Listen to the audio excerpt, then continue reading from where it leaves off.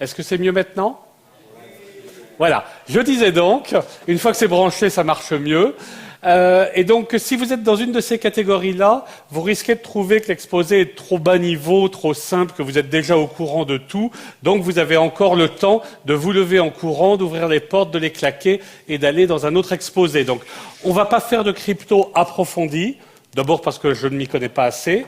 On ne va pas faire des trucs sécurité en détail. Et puis surtout, je ne vise pas un public, des gens qui écrivent les bibliothèques TLS elles-mêmes. Ça, c'est une couche en dessous. C'est plus compliqué. Là encore, je n'ai pas spécialement de légitimité à en parler. On va donc rester dans les couches hautes. Vous êtes un développeur. Il y en a plein ici. Vous avez une application qui fait des appels réseau, mais vous-même, vous n'êtes pas un expert en sécurité ou en réseau. Puis un jour, quelqu'un vous dit « Ah, mais ton truc, c'est pas sécurisé. Faudrait le sécuriser. » Et puis là, il y a un product manager pour dire « Ah, ben, il faut mettre TLS. C'est simple. » Les product managers, ils disent toujours « C'est simple. » Vous remplacez toutes les occurrences de HTTP 2 points par HTTPS 2 points. Et par magie, ça va être sécurisé. Donc, si vous êtes dans ce cas-là, l'exposé pourra être utile pour vous. Donc, ça c'est moi. Je travaille à l'AFNIC, le registre des noms de domaine en .fr, où je m'occupe d'infrastructures Internet, surtout DNS, mais aussi BGP et pourquoi pas TLS. Je m'y connais un petit peu en sécurité. Et bien que mon badge à Devoxx dit « je suis développeur » et puis que j'ai reçu un t-shirt marqué « je suis fier d'être développeur, je resterai développeur, je suis passionné avec 3 N et tout ça », ben, non, je ne suis pas développeur, personnellement. Désolé, je sais écrire Hello World en Java, mais ça s'arrête à peu près là. Donc, le plan, on va faire un petit rappel des risques de pourquoi on a besoin de solutions à base de TLS, pas uniquement pour distraire les experts crypto. Comment fonctionne TLS, ça va être très rapide, je vous rassure. Et puis, les 3 points importants, c'est 1, tout ce contre quoi TLS ne protège pas, c'est-à-dire en sécurité, c'est toujours compliqué. Il n'y a pas juste un outil magique, ce que les anglophones appellent la balle en argent, qui résoudrait tous les problèmes magiquement. On va parler, parce que c'est un sujet d'actualité, des bugs dans TLS. Vous avez noté à quel point le timing de cet exposé avait été bien choisi pour coller à l'actualité. Tout ça fait partie d'un plan média que j'avais mis au point avec mon coach. C'est très bien fait. Et on va parler enfin des bugs dans vos programmes. Alors là, vous allez me dire, moi je ne fais jamais de bugs. Bon, si c'est le cas, effectivement, cet exposé ne vous sera pas très utile. Si par contre vous êtes comme certains programmeurs, c'est-à-dire que vous mettez des bugs dans vos programmes de temps en temps, cette dernière partie pourra être utile. Hop. Donc, d'abord un petit rappel sur les risques. Exactement, qu'est-ce qu'on risque? Je pense qu'à peu près tout le monde sait que l'Internet et les réseaux en général ne sont pas sécurisés. C'est-à-dire qu'il peut se passer des tas de choses vilaines. Par contre, là où les gens ont un problème, souvent, c'est qu'ils n'ont pas une claire conscience des risques, de ce qu'il y a exactement. Par exemple, sur la liste Full Disclosure, qui est une liste a priori d'experts en sécurité, pas plus tard que ce matin, il y a un type qui a raconté des trucs ridicules sur les risques de TLS et sur les non-risques, qui montrent que même des gens qui, a priori, s'y connaissent un petit peu, peuvent des fois se tromper complètement dans l'analyse. Donc, le fond du problème, c'est qu'il y a 2 personnes qui sont archi connues, qui sont dans tous les cours de crypto, qui s'appellent Alice et Bob, et qui essayent depuis 25 ans, depuis 35 ans, depuis qu'Alice et Bob ont été inventés, ils essayent de communiquer de manière sécurisée. Et il y a toujours des problèmes. Donc, notamment, ils voudraient communiquer de manière confidentielle, c'est-à-dire qu'un tiers, qu'on appelle en général Eve, ne puisse pas écouter la communication. Le problème, c'est que du point de vue physique, écouter un réseau, se brancher sur le réseau pour écouter, c'est relativement facile. Régulièrement, il y a des commerciaux qui vous racontent n'importe quoi, du genre que si vous dépensez beaucoup d'argent pour mettre des fibres optiques à la place des fils de cuivre, alors là, ça vous protégera contre les écoutes. C'est du pipeau complet. Il n'y a pas de technique qui soit à l'abri des écoutes. Donc, au niveau physique, c'est toujours trop facile d'écouter. Et puis bon, c'était déjà le cas avant, mais évidemment, depuis les révélations Snowden, on le sait encore plus. Il n'y a pas eu... En fait, le mot de révélation Snowden est exagéré, hein, parce que qu'est-ce qu'il y a dans les documents Snowden? Les services d'espionnage espionnent. Ils n'ont pas de scrupules. Ils ont beaucoup d'argent. Ce n'est pas vraiment des révélations. On le savait déjà avant, mais il y a quand même des gens qui s'obstinaient à le nier ou à se cacher la tête dans le sable. Depuis Snowden, c'est plus difficile. Il y a 2 sortes d'attaques qui peuvent être faites sur un réseau. C'est les attaques passives et actives. C'est important dans le cas de la sécurité de TLS. Attaque passive, c'est celle où on se contente d'écouter. Et là, le gros avantage pour l'attaquant, c'est qu'elles sont difficilement, voire complètement impossibles à détecter. Donc ça permet de faire les choses très discrètement, sans donner l'alerte à Alice et à Bob. En plus, du point de vue légal, selon les pays, ça peut être jugé différemment. Donc les attaques passives, c'est bien pratique pour l'attaquant, c'est les plus faciles à faire, les moins dangereuses, celles où il y a moins de risques techniques ou légaux. Par contre, elles ont des capacités limitées. Et on verra qu'il y a certaines techniques qui protègent contre les attaques passives, mais pas contre les actives. Actives, c'est le contraire. C'est quand vous envoyez des paquets sur le réseau. Donc vous faites quelque chose sur le réseau, vous allez détourner les routeurs, vous allez mettre un faux point d'accès Wi-Fi, vous allez faire des tas de trucs comme ça. Et là, vous rentrez dans une option plus piratage actif. Ça peut vous valoir plus d'ennuis, ça peut vous valoir d'être détecté, mais vous pourrez faire plus de choses. Et puis, un autre point qui est important sur les risques, c'est que beaucoup de gens, quand on leur donne ce cahier des charges, on veut communiquer de manière confidentielle, ils disent « bon, donc l'authentification, j'en ai pas besoin ».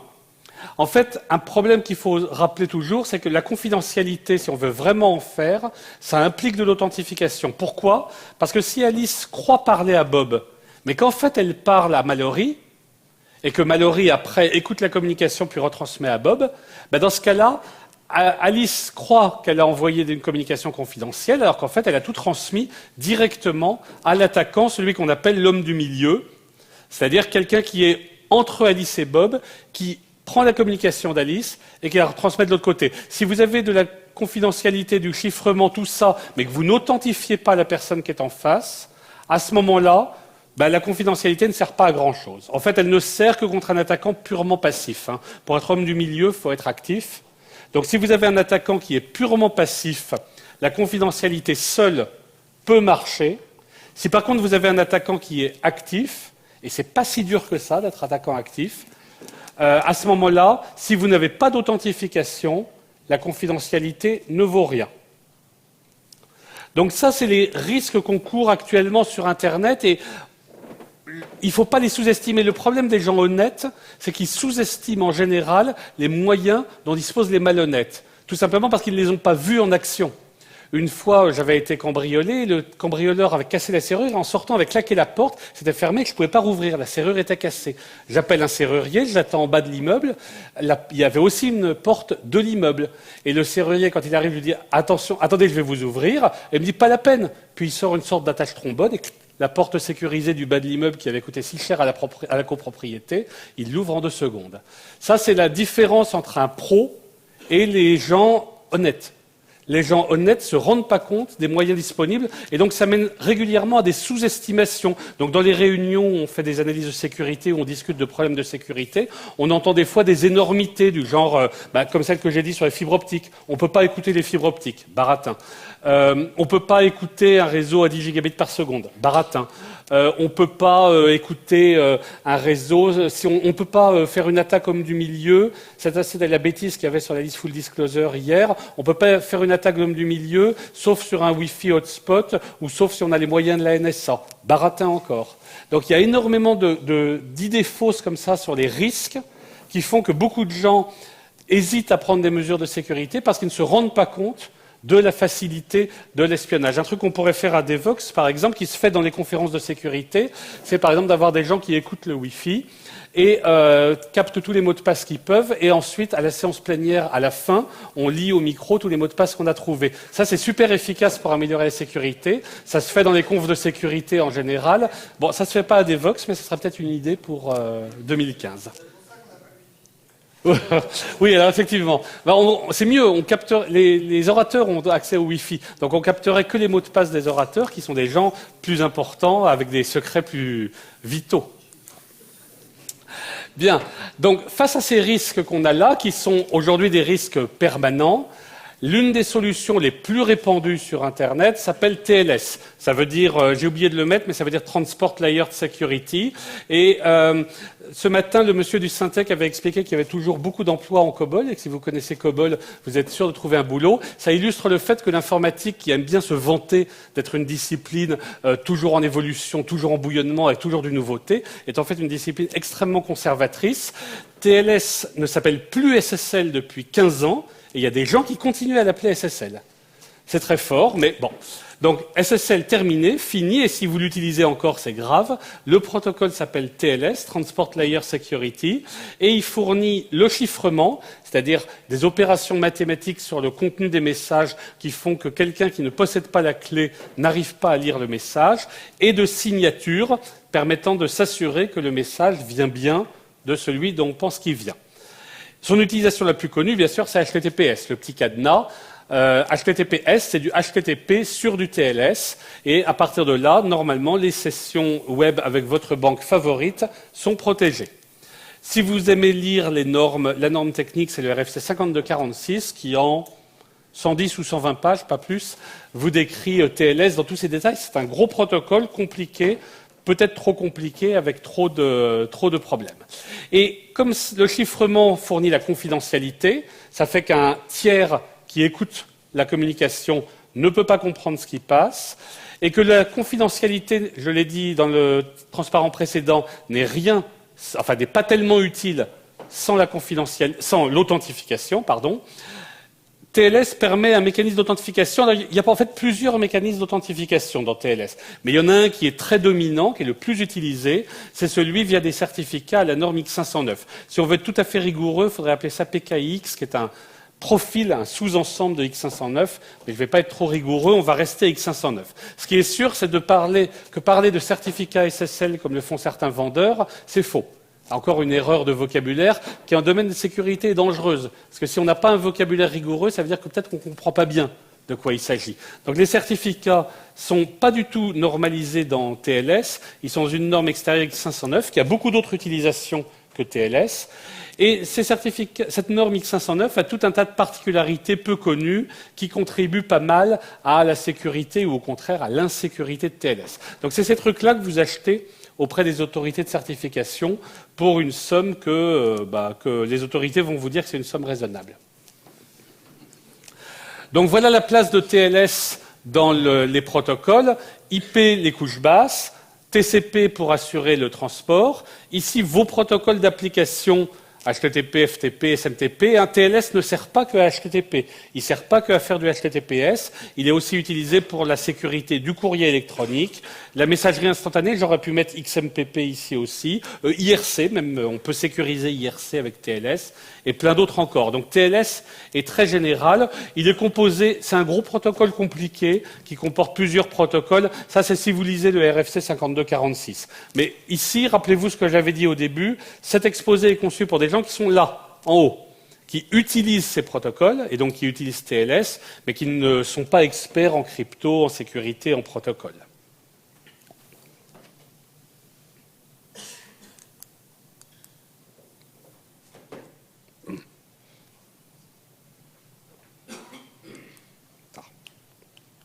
Décidément, je suis tombé à court de pile, on dirait.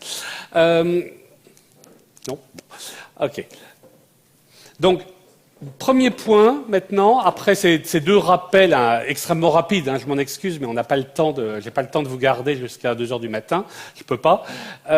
Après ces rappels rapides sur les risques qu'on court sur Internet et sur TLS, premier point, ce contre quoi TLS ne protège pas. C'est-à-dire, quand je dis ce contre quoi il ne protège pas, même quand il est bien et normalement utilisé. C'est-à-dire quand il n'y a pas de bug dans les logiciels, quand les programmeurs ont tout bien fait, ont bien implémenté le RFC comme il faut, il y a des choses que TLS ne garantit pas parce que la sécurité, ça ne dépend jamais d'une technique magique qui résoudrait tout et hop, si on la déploie, c'est bon.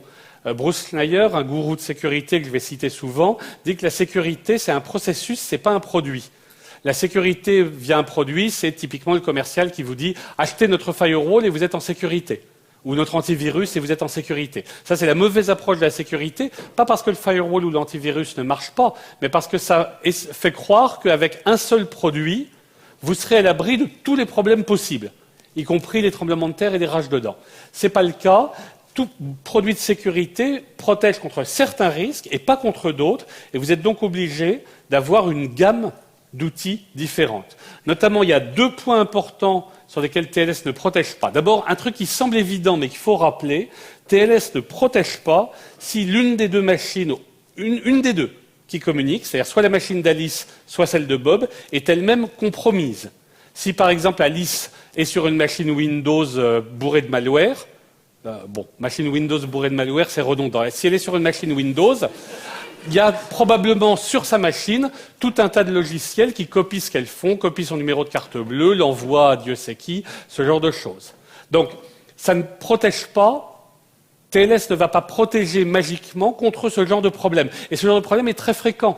Edward Snowden, dans une interview, disait oui, la cryptographie, ça marche. Mais la plupart du temps, la sécurité des extrémités est tellement basse que la NSA n'a pas du tout besoin de s'attaquer à la cryptographie. Vous distribuez un malware qui va vous transmettre les informations qui vous intéressent, et vous avez des informations directement de la source, sans vous embêter à faire de l'écoute, à faire du déchiffrement, à faire des choses comme ça.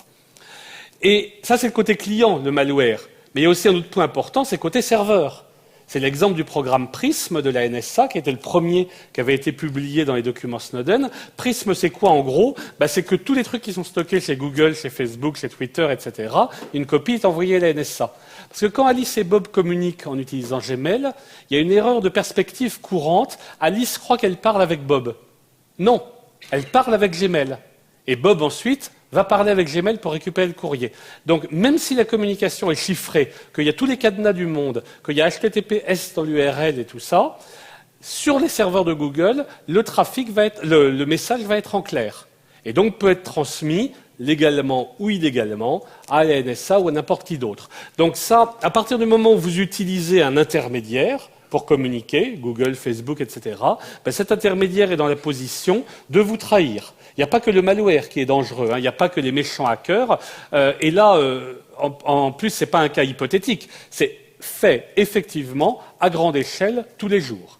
Donc, par exemple, il y avait des gens qui ont ricané contre le fait que la Poste.net, le webmail souverain français, n'a pas d'accès en HTTPS. Oui, mais vous pouvez avoir un accès HTTPS avec Gmail tant que vous voulez. Le danger, il n'est pas entre Gmail et vous. Il est directement chez Gmail. Donc, dans ces conditions, vous pouvez rajouter autant de crypto que vous voulez, ça ne résoudra rien. En fait, à chaque fois que dans une analyse de sécurité, le vendeur de la solution centralisée vous dit « Ne vous inquiétez pas, c'est sécurisé, d'ailleurs, regardez, il y a un cadenas », c'est soit qu'il n'y connaît rien, soit qu'il ment. Les deux hypothèses n'étant pas incompatibles, d'ailleurs. Vous connaissez la différence entre un vendeur de voitures d'occasion et un commercial en informatique. Le vendeur de voitures d'occasion sait qu'il ment. Donc là, ça c'est un cas qu'on trouve très très souvent, ce problème-là de sécurité, la sécurité des extrémités. Par exemple, j'ai vu ça en tant que parent d'élèves à une réunion où on parlait d'une base des élèves où il y avait toute une information personnelle qui était stockée. Et la boîte qui avait réussi à vendre sa soupe à l'Éducation nationale, quand on les interpellait sur la sécurité, ils disaient « C'est crypté, c'est du SSL 4096 bits, c'est crypté, il n'y a aucun risque ». Même si c'était vrai, bon, d'abord, il mélangeait un peu toutes les tailles de clés, SSL, TLS, tout ça, mais peu importe, c'était un commercial. Mais même si c'était vrai, c'est-à-dire même s'il y avait de la crypto sérieuse sur le trajet, le problème, c'est, et eux, qu'est-ce qu'ils font? Sur leur machine, qu'est-ce qu'ils font avec ces données? Est-ce que les machines elles-mêmes sont protégées? Est-ce qu'il y a un pirate dessus? Est-ce qu'il y a un admin système qui peut tout lire?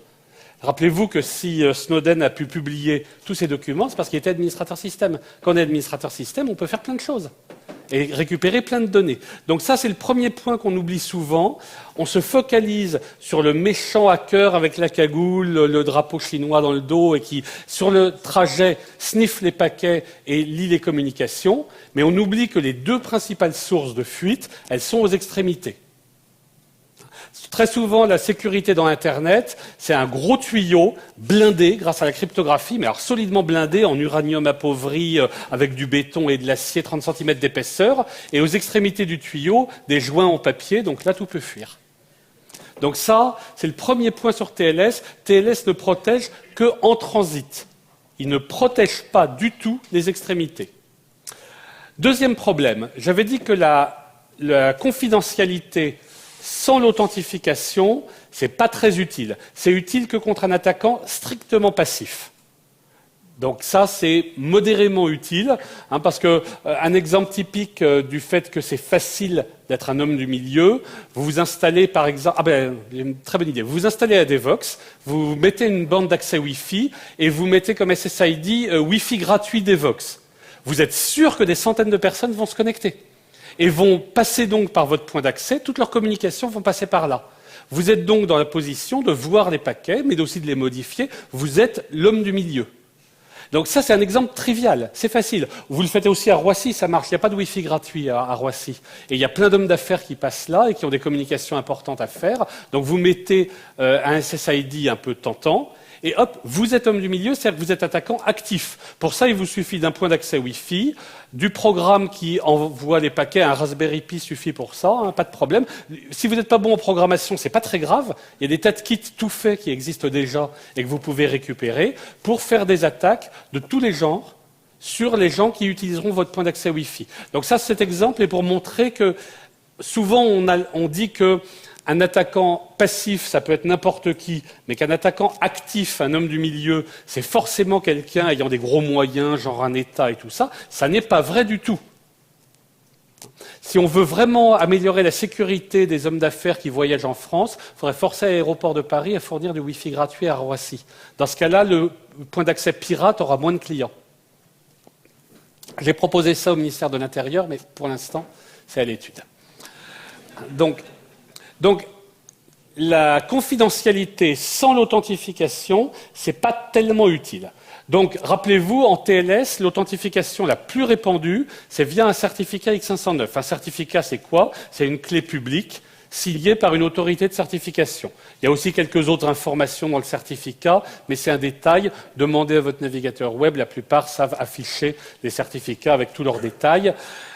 Le point important, c'est que les autorités de certification, elles sont comme tout le monde, elles ont des problèmes de sécurité, elles peuvent se faire pirater. En 2011, il y a eu 2 cas fameux, Komodo à moitié et DigiNotar, là, qui avait été piraté par contre, mais alors la totale, complètement pawnée, avec les méchants qui avaient pu émettre des faux certificats pour notamment gmail.com, et sans même laisser de traces, c'est-à-dire qu'on ne pouvait même pas les révoquer après, puisqu'ils avaient le contrôle complet du système. Alors vous allez me dire, oui, bon, ok, tout le monde peut se faire pirater, ça arrive, c'est pas grave, ça n'est embêtant que pour les clients de DigiNotar. Non, non, parce que c'est un point très important d'X509 qui fait s'écrouler tout le système, c'est que dans X509, une autorité de certification n'est pas limitée à ses clients. Elle peut émettre des certificats pour n'importe qui. Google n'était pas client de DigiNotar. Mais DigiNotar a pu émettre des certificats pour gmail.com. Il y a 2 mois, il y a eu une autre affaire fameuse où le ministère des Finances avait émis des certificats, des faux certificats pour gmail.com pour pouvoir intercepter le trafic HTTPS des employés qui se connectaient sur Gmail, pour savoir, probablement dans le but de savoir qui écrivait au Canard enchaîné ou à Mediapart.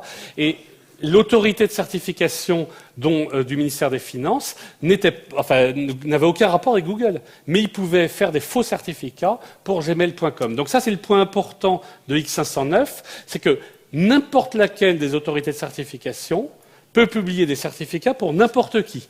Et alors, il y a combien d'autorités de certification? Sans doute un petit nombre, très contrôlé. Dans un navigateur typique, il y en a entre 500 et 1000 d'autorités de certification. La première, quand on regarde dans un Firefox, par exemple, la première, c'est l'armée turque. Enfin, un organisme turc qui est en fait contrôlé par l'armée. L'armée turque est autorité de certification, à la fois pour s'assurer de la cybersécurité des institutions publiques, et puis pour se faire un peu d'argent. Est-ce que vous faites confiance à l'armée turque? À vous de voir. Vous avez aussi l'association des notaires hongrois, vous avez le gouvernement chinois via CNNIC, vous avez tout un tas d'autres organismes comme ça, vous avez plein d'organismes états-uniens qui sont soumis à Patriot Act et qui donc doivent faire tout ce que leur dit le gouvernement. Bref, n'importe laquelle de ces autorités peut émettre des faux certificats, il n'y a pas d'autre mot, c'est des faux certificats pour n'importe qui. Donc ça, TLS ne protège pas contre le cas où vous avez un faux certificat émis par une autorité qui est dans le magasin de votre navigateur. Je connais une personne qui enlève systématiquement tous les certificats du navigateur et ensuite met un par un les autorités en qui il a confiance. Je connais qu'une personne qui fait ça, il faut vraiment être parano. Puis vous imaginez à quel point c'est compliqué, que ça fait du travail, que ça fait... la plupart des gens ne le font pas. La plupart des gens gobent les autorités de certification choisies par leur navigateur, et la plupart des autorités de certification sont là pour des raisons soit financières, parce qu'elles ont payé la boîte qui fait le navigateur, soit politiques. Il y en a qu'on ne peut pas retirer.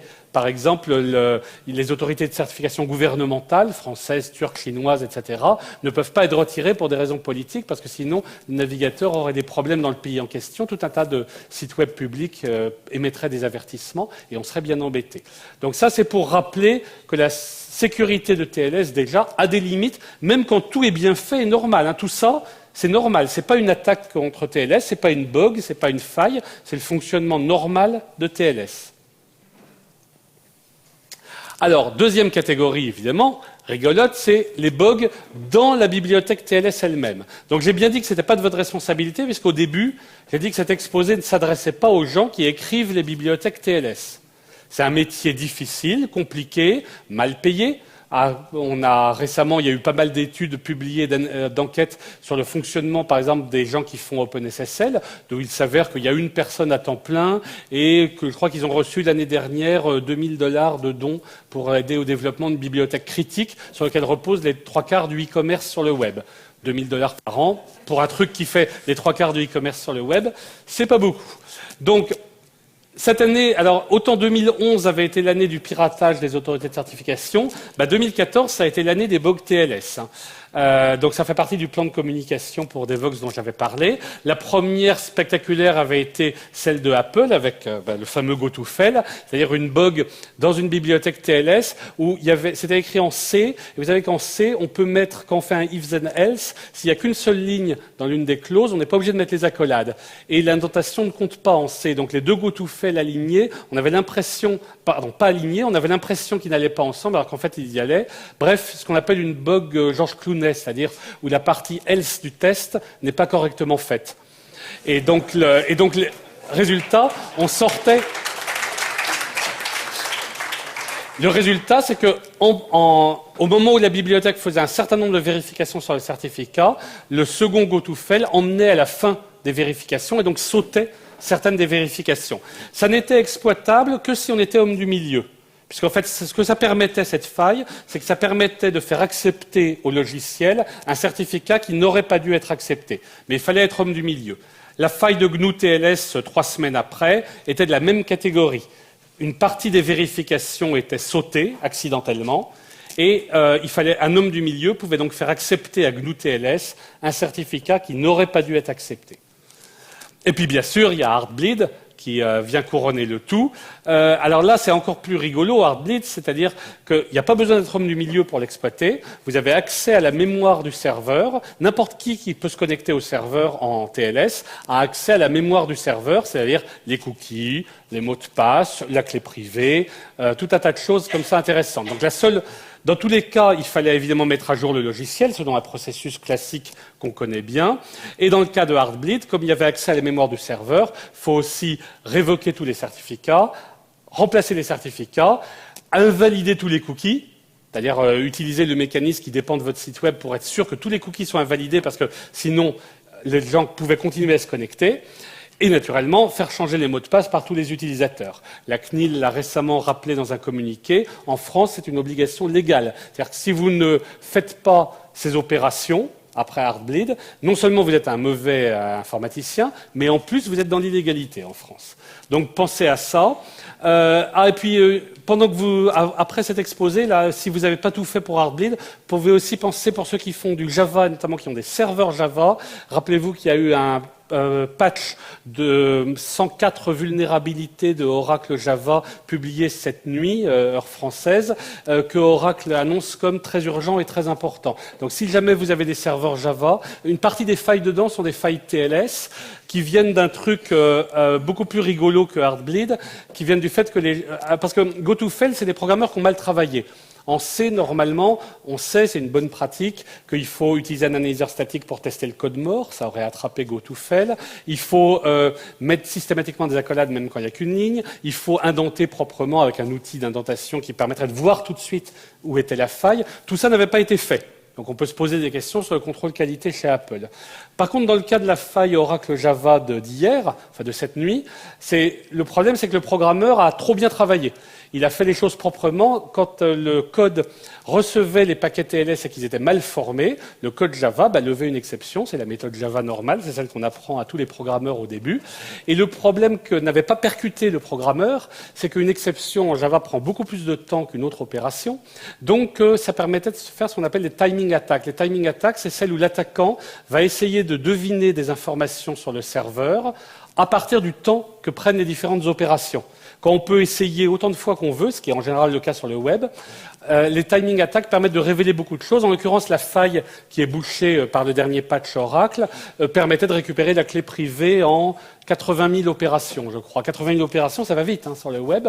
Et donc, vous avez la clé privée uniquement par une attaque timing parce que les exceptions, la levée et le traitement d'une exception prend beaucoup plus de temps que les autres opérations. Donc ça, c'est un bon exemple de à quel point la programmation, c'est dur et que la sécurité, c'est dur. Au passage, certaines personnes ont dit, après ces failles-là, certaines personnes imprudentes ont dit donc, ces bibliothèques-là, c'est nul, il faut les réécrire. Vachement, attention, vachement imprudent comme conclusion. Parce qu'il faudrait les réécrire, il faudrait que ce soit des programmeurs meilleurs que ceux qu'on a. Et sauf mutation de l'espèce humaine qui produirait des X-Men de la programmation qui ne feraient pas de bugs, il n'y a aucune raison que ces nouveaux programmeurs qui réécrivent en partant de zéro fassent moins d'erreurs. Bon, et puis il y en a eu des tas d'autres. En 2011, il y avait une faille de vidage des tampons que j'aimais. Elle était bien rigolote, celle-là, c'était qu'il y avait des tampons d'entrée-sortie dans les programmes, en fait, qui s'étaient remplis avant que la négociation TLS se termine. Une fois que la négociation TLS se terminait, donc Alice et Bob s'étaient authentifiés, les tampons en question, envoyés avant, étaient transmis à l'application. Donc le programmeur d'application, il recevait un flux de données dont une partie était authentifiée, une partie n'était pas, sans rien qu'il lui dise. Et donc, vous voyez les problèmes que ça pouvait entraîner. En 2009, il y avait eu la faille de renégociation, qui était très bien aussi. Et puis, vous avez peut-être entendu parler de ces trucs-là, qui sont des noms d'attaques rigolotes. En matière de sécurité, aujourd'hui, si vous voulez que votre attaque soit connue et soit populaire, il faut lui trouver un nom rigolo. Donc, des noms comme ça. Je pense qu'on aura bientôt, je sais pas, une faille qui s'appellera le silence des agneaux, ou Hannibal Lecter, ou des trucs comme ça. Ou Ebola, ça serait bien aussi pour une faille. Enfin, il faut trouver des noms qui claquent et qui font que les journalistes parlent de vous. Donc tout ça, c'est pas de votre responsabilité, mais c'est quand même un truc à garder en tête. Vous avez des risques dans TLS. Et puis après, il y a les bugs, les vôtres. Là, on en vient à vous. Ça, c'est vos bugs maintenant. Vous n'êtes pas responsable de OpenSSL ou de la bibliothèque Apple Secure Transport qui implémente TLS ou de son équivalent chez Microsoft, mais vous êtes responsable de vos programmes. Alors là, je m'inspire surtout de l'article suivant qui a été écrit par un groupe de chercheurs qui date d'il y a 1 an ou 2 ans, quelque chose comme ça. Et The Most Dangerous Code, c'est l'idée qu'ils ont examiné non pas les navigateurs web que tout le monde connaît et que tout le monde voit, mais toutes les applications qui font du TLS qu'on ne voit pas, qui ne sont pas très spectaculaires, mais qu'on ne voit pas. Ça va de Windows Update jusqu'à tous les programmes qui ont besoin de récupérer quelque chose sur le réseau et qui ne sont pas des navigateurs. Alors, pour illustrer le problème, on va commencer par faire une attaque de l'homme du milieu simple. D'abord, je configure un site web pour répondre à foobar.google.com. Je n'ai pas mis w3.google.com parce que je suis gentil. Il est accessible en HTTPS. Je ne suis pas Google, donc je n'ai pas de certificat X509 pour ce nom-là. Ça veut dire que quand je me connecte avec mon navigateur, j'ai un message de Firefox, en l'occurrence c'est Firefox, me disant qu'il y a un problème et que foobar.google.com a bien un certificat, mais que ce certificat n'est pas valable. Il est valable pour foobar.source.org, un tout autre domaine qui n'a aucun rapport. Donc là, le navigateur, à juste titre, m'arrête. Il me dit, il y a un problème. Ah oui, pour faire cette attaque-là, j'ai simplement modifié le TCOS de ma machine pour que ça pointe vers 127.0.0.1. Mais il y a des tas d'autres façons de faire cette attaque. Rappelez-vous ce que j'ai dit sur les attaques actives. Il y a des tas d'autres méthodes pour faire la même chose. Mais le point important, c'est qu'il n'y a pas que les navigateurs web. Il y a des tas de programmes. Aujourd'hui, en fait, Internet est tellement partout qu'il y a des tas de programmes qui, a priori, n'ont rien à voir avec le réseau, mais qui font des accès HTTP, ce qu'on oublie. HTTP ou un autre protocole. Alors, un exemple de ces programmes, par exemple, c'est curl qui permet en ligne de commande de récupérer un fichier. Et vous voyez que curl, lui aussi, teste le certificat. Il me dit, il appelle ça certificat SSL, c'est idiot, mais au moins il me dit qu'il y a un problème. C'est pas OK. Donc là, a priori, c'est bon. le navigateur m'a prévenu, curl m'a prévenu, TLS et X509 ont joué leur rôle. Dans ce cas-là, tout va bien, on peut retourner se coucher. Alors maintenant, je fais la même chose en Python. Le code typique, alors ça, c'est pas juste une idée baroque à moi, hein, c'est l'exemple qui est dans la documentation d'URLlib2, qui est la bibliothèque officielle de Python pour faire des accès HTTP, qui fait partie de la bibliothèque standard, qui est documentée. J'utilise URL Open, je passe ici l'URL, j'imprime le résultat, et ça marche. Rien n'est détecté, aucun problème. C'est documenté. Dans la doc de URLlib2, il y a écrit « Ah, au fait, on ne vérifie pas les certificats. Hein. » Bon, c'est documenté. Alors, combien de gens lisent les docs? C'est une bonne question. Combien de gens ont raté ça? Combien de gens le savent? Parce qu'il y a toujours des gens pour dire, j'avais mis un petit mot méchant sur Twitter là-dessus, et des gens pour dire « Oh ouais, mais tu trolls, en fait tout le monde sait ça. » Et donc il n'y a pas de problème. Si tout le monde sait ça, pourquoi la bibliothèque n'a pas été changée? Pourquoi il y a toujours cette faille? Pourquoi il y a toujours des gens qui sont avoir... Une des réponses que j'ai eues, par exemple, c'est « Oui, mais de toute façon, les vrais pros, ils n'utilisent pas URLlib2 qui est dans la bibliothèque standard, ils utilisent Request qui est une autre bibliothèque Python qui ne fait pas partie de la bibliothèque standard. Donc il faut ajouter en plus, donc vous augmentez les dépendances de votre application. Et de toute façon, il y a des tas de gens, Python se vante d'être batteries included, c'est-à-dire que dans la bibliothèque standard, il y a tout. C'est pas comme en Java où il y a besoin d'importer un zillion de trucs avant de faire quoi que ce soit. Tout est déjà dans la bibliothèque standard et vous avez donc rien besoin d'autre. Bon exemple du problème que ça cause ici. Donc si vous écrivez du code en Python, vous pouvez mettre du HTTPS tant que vous voulez dans les URL, ça ne fera aucun effet. Alors vous allez me dire, mais on peut le sécuriser. Ouais. Vous regardez sur Stack Overflow, par exemple, vous trouverez plein de recettes pour modifier ce programme, pour le sécuriser. Il fait 3 lignes ici. Il fait 3 lignes. Le truc minimum que j'ai trouvé pour le sécuriser en faisait 40, ce qui en Python est beaucoup. Python, en général, n'est pas très verbeux. Donc, c'est surtout pas normal que ça soit dans ce sens. C'est-à-dire, en gros, par défaut, le programme est dangereux et il faut beaucoup d'efforts et passer beaucoup de temps sur Stack Overflow pour le sécuriser. C'est pas normal que ça soit dans ce sens-là. Ça devrait être en sens inverse. Alors, avec PHP, PHP, il y a un exemple qui est cité dans l'article The Most Dangerous Code. Il y a un exemple très drôle qui prend un PHP qui ne marche plus. Hein. PHP a été modifié depuis, mais si vous avez des vieilles installations de PHP et des vieux codes PHP, ça peut encore fonctionner. PHP, pour faire de l'HTTP, utilise en général la bibliothèque curl. Curl a un paramètre qui dit est-ce qu'on vérifie ou pas le nom de la machine en face. C'est quand on vérifie que foobar.google.com a bien un certificat pour foobar.google.com. Par défaut, cette variable vaut 2. C'est sa valeur par défaut, c'est bon. C'est-à-dire vérifier. Si on la met à 1, en fait, 1 ne coupe pas la vérification. 1 vérifie simplement que le nom a une syntaxe correcte. C'est tout. Donc, qu'il n'y a pas d'espace, un truc comme ça dedans. Et le problème dans PHP, c'est qu'il n'y a pas de typage. Donc, pas mal de gens se sont dit verify host. Ah bah oui, je veux vérifier. Allez hop, je le mets à true. Et true en PHP, c'est 1. Donc, 1, vous coupez la vérification. Vous pouvez chercher sur GitHub ou avec Google ou avec n'importe quel moteur de recherche, vous trouvez encore des tas d'applications PHP qui ont cette faille. Bien qu'elle ait été décrite dans l'article Most Dangerous Code, il y a 2 ans à peu près, des tas de codes n'ont pas été vérifiés. Et le problème, c'est que, bon, certes, les programmeurs, ils auraient dû lire la documentation. Mais d'abord, s'ils lisaient la documentation, ils ne feraient pas du PHP. Et puis ensuite, Et puis surtout, c'est un peu trop demandé. En gros, PHP est vendu et promu comme une solution qui permet très rapidement de développer quelque chose qui marche. S'il faut se taper des docs abscons qui expliquent qu'il y a 3 valeurs 2, 1 et 0 et qu'il ne faut pas se tromper, ça annule un petit peu l'intérêt d'utiliser PHP quand même. Donc là, maintenant le paramètre 1 est ignoré, hein, la valeur 1 est ignorée, donc ça reste 2. Si on veut vraiment couper la validation en PHP, explicitement, si on est sûr de ce qu'on fait, il faut le mettre à 0, le 1 ne marche plus. Donc ça a été amélioré, mais ça laisse encore d'autres problèmes. Et en Java alors? Java, l'équivalent du code Python que j'ai montré, c'est ce qu'on peut trouver, c'est on utilise la bibliothèque URL, new URL, on fait un URL connexion, on l'ouvre, on fait un joli stream avec et on imprime ce stream.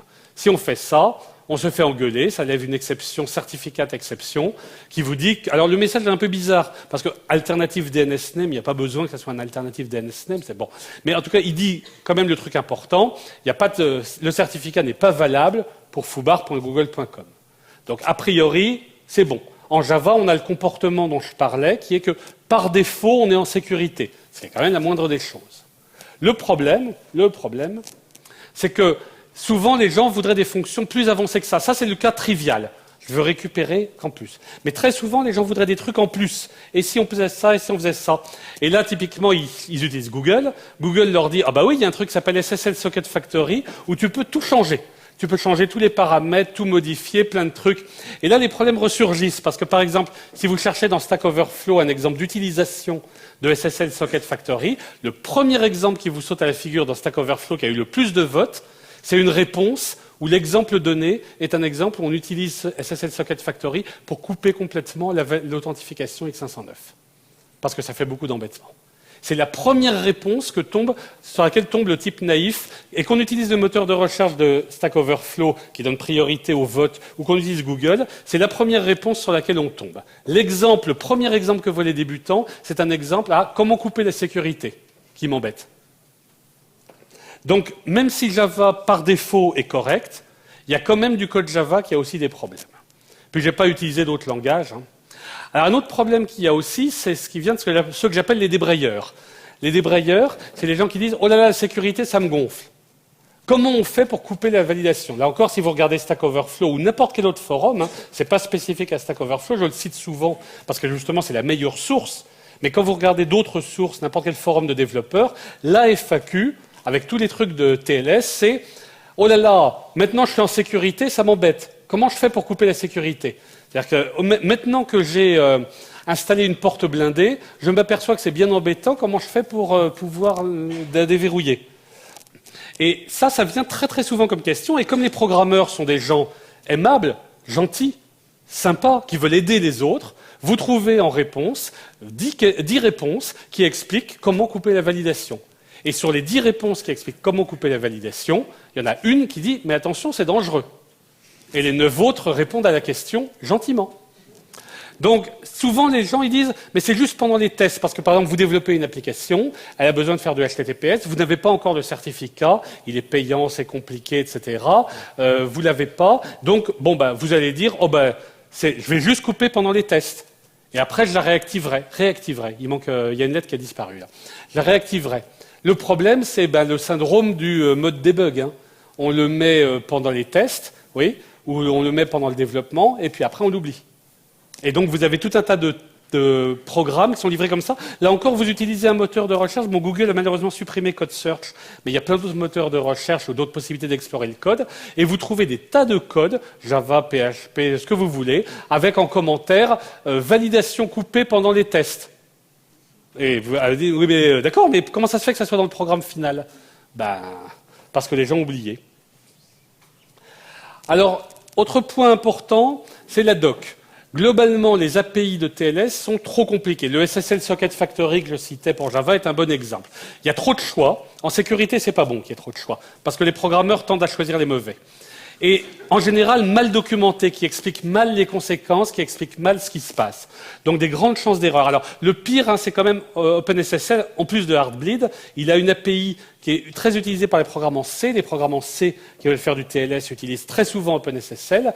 Et l'API est beaucoup plus compliquée que celle de GNU TLS, beaucoup plus mal documentée. Pourquoi les gens utilisent OpenSSL? Mystère, mais ils l'utilisent. Et ils se plantent. Alors vous allez me dire, il faut tester. Le problème, c'est qu'en général, les tests que j'ai vus dans les programmes qui ont des tests, ils testent le cas normal. C'est-à-dire, pour reprendre l'exemple du programme Java qu'il y avait tout à l'heure, le type, il a mis ça, et ensuite, dans ces tests, il prévoit un test où on fait tourner le programme et où on vérifie que ça marche. C'est-à-dire qu'on peut bien récupérer un input stream et que dans l'input stream, il y a bien les données qu'on voulait. Le problème, c'est qu'en sécurité, il ne faut pas tester ça. Il faut tester le cas anormal, c'est-à-dire le cas où il y a un homme du milieu. Et que dans ce cas-là, il faut tester que ça rate. Et ça, c'est un truc que les programmeurs ont du mal à faire. Tester que dans les cas où il y a un pirate, un homme du milieu, ça rate. Prenez l'exemple d'un code qui teste un mot de passe. Si vous le testez uniquement avec des bons mots de passe, pour vérifier que l'accès est autorisé, vous ratez beaucoup de choses. Il faut aussi tester que quand on lui donne un mauvais mot de passe, il refuse l'accès. Ça paraît du bon sens, ça, c'est du b.a.-ba. Mais en TLS, j'ai vu très rarement des programmes qui testaient ça. Alors un petit mot sur les travaux qu'il y a à l'IETF pour montrer que le problème est connu. L'IETF, par exemple, a même un groupe de travail entier, UTA, qui travaille uniquement sur non pas pour changer TLS, qui est ce qu'il est et qu'on ne peut pas modifier pour des raisons de compatibilité, mais pour faire des recommandations qui permettraient d'utiliser TLS en faisant moins d'erreurs et moins de problèmes. Bon, comme souvent à l'IETF, ça va prendre un certain temps, mais le travail a commencé. Alors, qu'est-ce qu'on peut donner comme conclusion? Après tous ces trucs dramatiques et catastrophiques, qu'est-ce qu'on peut donner comme conclusion? Première chose, les API devraient être meilleures. Elles devraient être sûres par défaut. On a vu qu'en Python, par exemple, ce n'est pas le cas, c'est tout à fait anormal. Il y avait un long article dans Linux Weekly News qui expliquait pourquoi ça n'avait pas été changé et les raisons.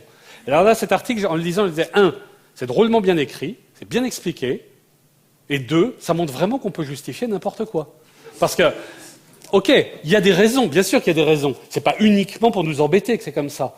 Mais ces raisons sont mauvaises. C'est pas normal que ça soit sécurité débrayée par défaut. Et désécuriser devrait être difficile. Il faudrait que ça soit un effort particulier. Les programmeurs devraient lire la doc. Alors ça, c'est un vœu pieux. Parce que les programmeurs, ils travaillent sous pression, ils ont des délais, ils ont autre chose à faire. Et puis, rappelez-vous que la sécurité, il y a un problème, c'est que ce n'est pas évident à tester. Puisque, par exemple, si vous développez un driver d'imprimante, vous voulez le tester, vous imprimez, si ça imprime, c'est qu'il est bon. Maintenant, vous testez un truc qui sécurise, vous testez, vous voyez que ça marche, oui, mais est-ce qu'il attrapera l'attaquant? Ça, c'est plus difficile à dire. Donc, particulièrement important de lire la doc et de la relire. Les tests devraient tester les attaques, pas juste le cas où tout se passe bien. Donc, tous les programmes qui font du TLS, il devrait y avoir des tests avec, comme je l'avais montré tout à l'heure, un faux google.com, et le programme, dans ce cas-là, doit refuser de s'y connecter. Et puis, un point important qui est d'ordre un peu philosophico-politique, c'est que la meilleure façon de protéger les données, c'est de ne pas en récolter et de ne pas en envoyer. Parce que, de toute façon, il y aura des failles, il y aura des bugs, il y aura des problèmes. Il faut arrêter en sécurité de faire comme si on avait l'outil technique qui allait nous dispenser des problèmes. Il faut plutôt raisonner en défense en profondeur. Qu'est-ce qui se passe si la crypto casse? Qu'est-ce qui se passe si quelqu'un arrive à pirater le site?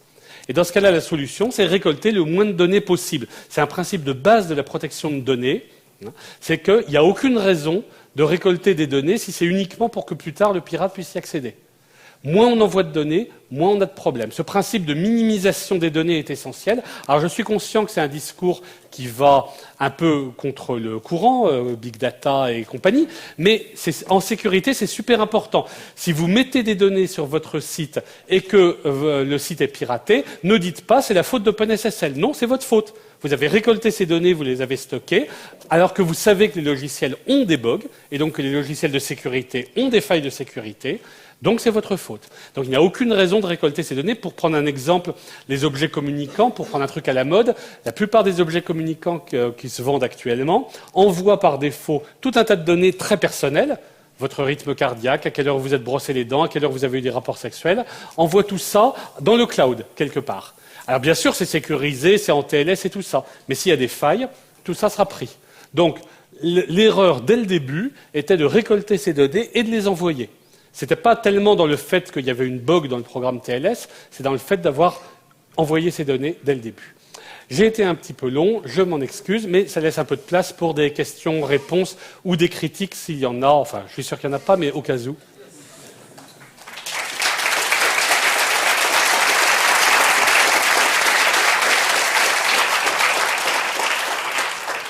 Un, deux.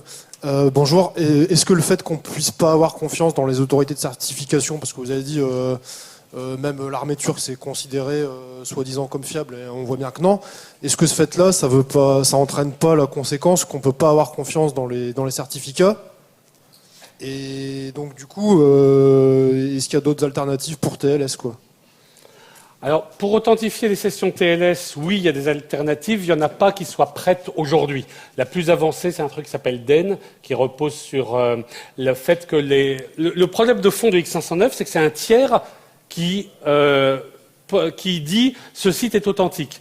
Or, si j'ai mon site, mettons, w3.devox.fr, les gens qui peuvent dire « c'est bien Devox », c'est des gens de Devoxx. C'est pas un tiers qui n'y connaît rien, et qui n'en sait rien, et qui va pas enquêter pour voir si c'est bien ça, pour voir les bonnes pratiques, etc.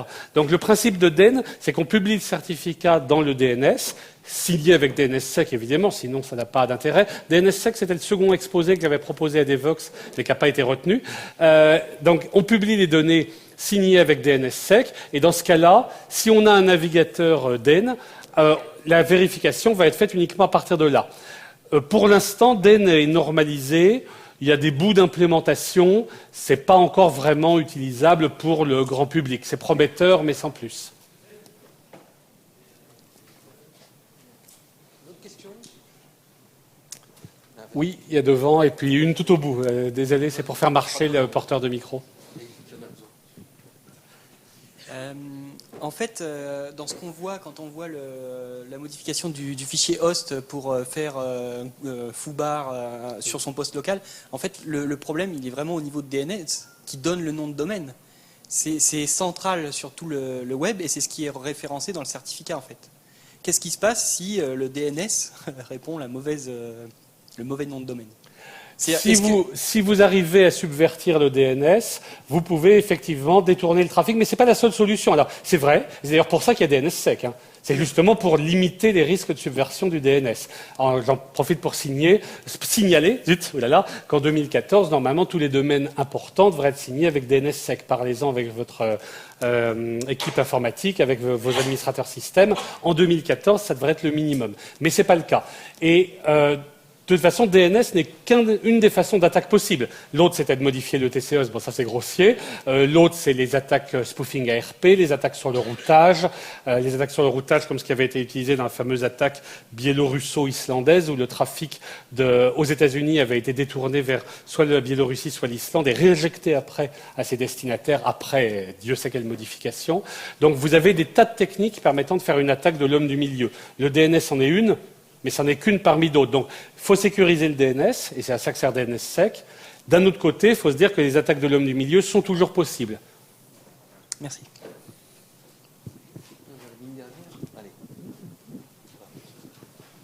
Oui, bonjour. Alors, vous aviez parlé que la chose la plus importante, c'était de tester les cas qui ne marchaient pas, où la sécurité ne devait pas marcher. Or, on n'est pas tous, en tant que développeurs, forcément des experts en sécurité. Où est-ce que je peux trouver la liste des choses à tester, la liste des... Comment je fais un mad in the middle dans mes tests unitaires? Comment est-ce que je reproduis les cas les plus importants? Alors, bon, c'est une bonne question. Il y a une partie qui est d'ordre social. Hein. C'est pourquoi les développeurs testent pas. C'est pas parce qu'ils sont incompétents. C'est parce qu'ils manquent de temps ou parce qu'ils ne savent pas. C'est pas leur domaine de compétence. Quelqu'un qui est dans les interfaces utilisateurs, par exemple, il est très éloigné du réseau et de la sécurité. Et donc, c'est le premier problème, c'est effectivement le manque de ressources humaines quantitativement et qualitativement. Deuxième problème, effectivement, il n'y a pas de checklist propre, facile. Ça serait bien pratique, d'une manière générale, d'avoir ce genre de checklist. En fait, chaque développeur, avec son expérience, connaît des trucs à vérifier, mais il y en a d'autres auxquels on ne pense pas. C'est vrai que quand on travaille sur les bases de données, on pense spontanément à tester le cas où le disque dur est plein, parce qu'on sait que c'est le truc qui risque de vraiment poser des vrais problèmes. Quand on travaille dans le réseau toute la journée, ce qui est mon cas, on pense aux attaques de l'homme du milieu, mais quand ce n'est pas le cas, effectivement, on n'y pense pas. Et les audits de sécurité, effectivement, coûtent cher. Donc la seule solution, c'est d'aller à des réunions comme Devoxx et d'écouter les exposés. Et là, on pense à rajouter des trucs dans la checklist personnelle après. Mais sinon, maintenant, du point de vue concret, pour faire une attaque comme celle-ci, donc ça, c'était trivial. J'obtiens un certificat pour un domaine qui est à moi. Je configure le site web. Ensuite, je modifie le TCS sur la machine Unix pour mettre foobar.google.com 127.0.0.1. Je modifie la config d'Apache pour qu'il réponde à cette adresse-là.